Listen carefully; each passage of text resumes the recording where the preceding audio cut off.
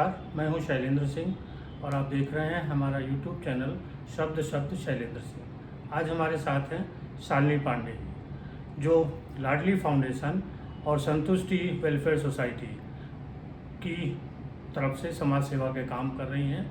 तो आज हम इन दोनों संस्थाओं के बारे में और शालिनी जी के बारे में आप लोगों को बताएंगे कि कैसे वो समाज सेवा के काम कर रही हैं। शालिनी जी, बहुत बहुत स्वागत है आपका।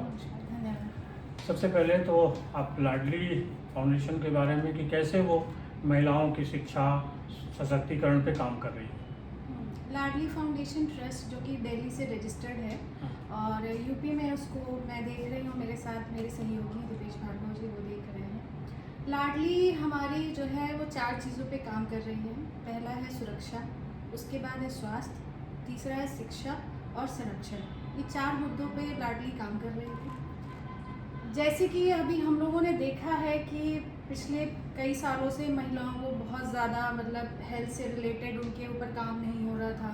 लाडली ने उसी चीज़ को अपनी यूएसपी बनाई कि हमें जो है महिलाओं को सबसे ज़्यादा स्वास्थ्य से संबंधित जो भी चीज़ें हैं उसमें हमें मजबूत करना है। यूपी में कब से काम कर रही है? यूपी में हम लोग 2015 से काम कर रहे हैं लाडली में। वैसे तो सोशल वर्क हमारा 2012 से चल रहा है और लाडली के उस पर हम लोग जो है 2015 से काम कर रहे हैं। तो यूपी में अलग अलग डिस्ट्रिक्ट हैं जिसमें हम उनके अवेयरनेस कैंप करते हैं, जो जेंडर सेंसिटाइजेशन है और मेंस्ट्रुअल हाइजीन, उस पर हम लोग काम कर रहे हैं। तो उसमें हम लोग महिलाओं को, बच्चों को जागरूक करते हैं कि मेंस्ट्रुअल हेल्थ जो है वो कितनी इम्पोर्टेंट है। और क्या मुद्दे हैं जिन पे आप लाडली के साथ काम कर रही हैं? लाडली का मुद्दा देखिए, जैसे अभी चाइल्ड मैरिज है, हमें लगता है कि ये स्टॉप हो गई है लेकिन अभी भी ये स्टिल चल रहा है, तो उस पर हम लोग काम कर रहे हैं। हमारा भी एक नया प्रोजेक्ट शुरू हुआ है जोश, जिसमें हम जो आज का युवा है जो ड्रग एडिक्ट हो चुका है, तो उसको हम कैसे डाइवर्ट करें। हम उनको ऐसे काउंसलिंग करेंगे तो वो मे बी उस चीज़ से बाहर नहीं निकल रहे, तो हम उनको कैसे समझाएं, क्या करें। इसलिए हम उनको खेल की एक्टिविटी में इन्वॉल्व कर किसी तरीके से उनकी काउंसलिंग कर उनको उस चीज़ से निकालने की कोशिश करें। युवाओं में नशे को कम से कम उनका नशा छोड़े, इसका प्रचार करें। हाँ, स्पोर्ट्स एक्टिविटी के थ्रू इसमें दिल्ली से प्रोजेक्ट शुरू हुआ है, तो जोश के माध्यम से दिल्ली पुलिस भी इसमें काफ़ी काम कर रही है। अच्छा।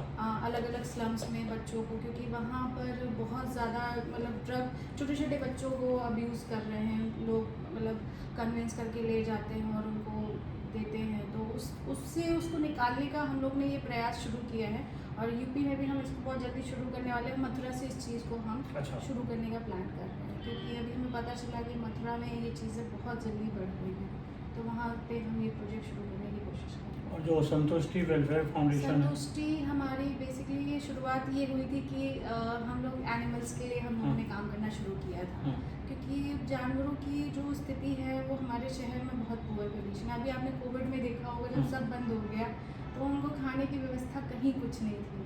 तो हम लोगों ने 24 घंटा हम लोगों ने बाहर निकल कर हर जानवर, चाहे वो घोड़ा हो, कुत्ता हो, खच्चर हो, गाय हो, सबको हम लोग फूड प्रोवाइड करा रहे थे। अच्छा। क्योंकि सबसे ज़्यादा कंडीशन उन्हीं की ख़राब होती, सारी शॉप्स बंद हो गई, उनको खाना पीना कहीं से कुछ मिल नहीं रहा था। तो हमने ये कोशिश करी थी कि हम जो है उनको फीड करना शुरू करें।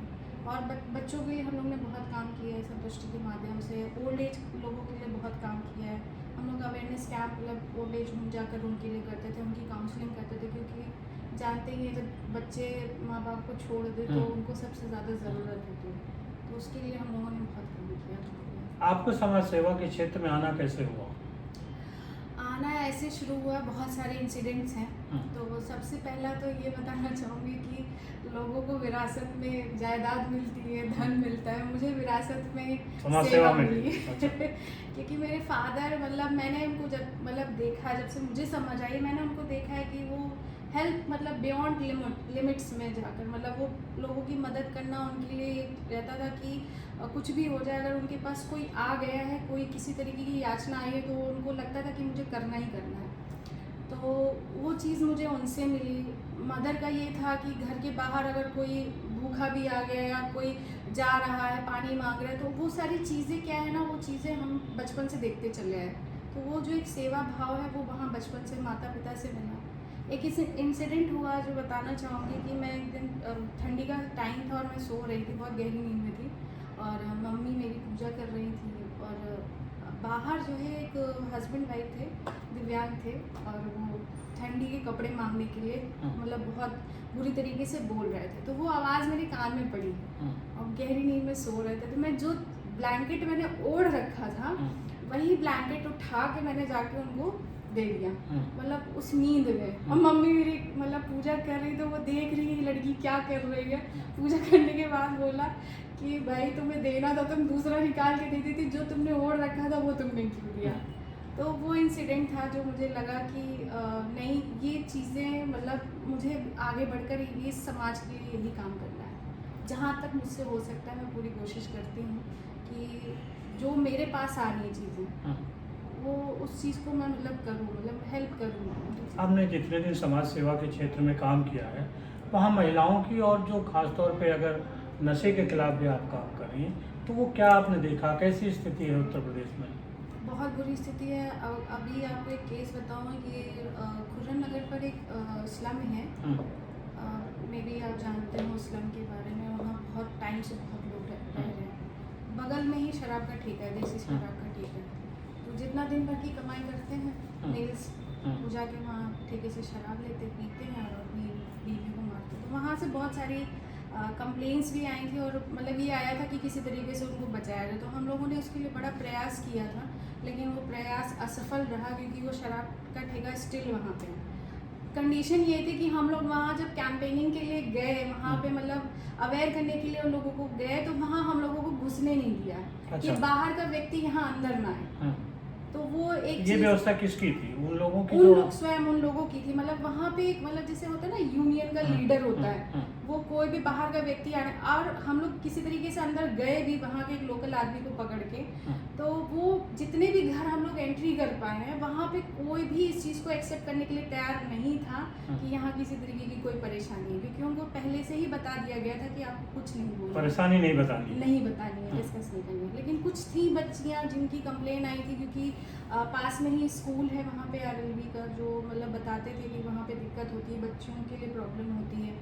तो वो चीज़ हम लोगों को लग रहा था कि किसी तरीके से कोशिश किया जाए। वहाँ की बहुत से लोगों को हम लोग ने अप्रोच किया इस चीज़ को मतलब सॉल्व करने के लिए, लेकिन वहाँ उस एरिया इतना संगठित है वो स्लम, कि वहाँ पे वो काम करने नहीं दिया हम लोगों को। आप लोग समाज सेवा के क्षेत्र में काम करते हैं, कोई मुश्किल आती है तो जो जिला प्रशासन है वो कैसे आपको सहयोग करता है? अभी तक हमने जितना भी काम किया है, जितने भी कैंप वगैरह जो भी काम किया है, उसमें मुझे पूरी तरीके से सहयोग मिला है। जहाँ जहाँ भी जिस ज़िले में हम लोग गए हैं, वहाँ के CDO रहे, DM रहे, उन्होंने पूरी हेल्प हमें करी पूरी तरीके से। समाज सेवकों की क्या भूमिका देखती हैं समाज को सुधारने के लिए? भूमिका बहुत बड़ी है, क्योंकि आपने कोविड में देखा होगा, सबसे बड़ा एग्जाम्पल यही है कि सरकार की सारी व्यवस्थाएं ठप हो चुकी थी, डॉक्टर्स पूरी तरीके से हाथ छोड़ चुके थे। समाज सेवक ही एक ऐसे लोग थे जो समाज में उतर के उन लोगों की हेल्प कर रहे थे। तो इनकी भूमिका बहुत महत्वपूर्ण है, और मुझे लगता है कि इनको हमें ज़रूर अप्रिशिएट करना चाहिए, क्योंकि ये अपने स्तर से ऊपर जाके लोगों की मदद करते हैं।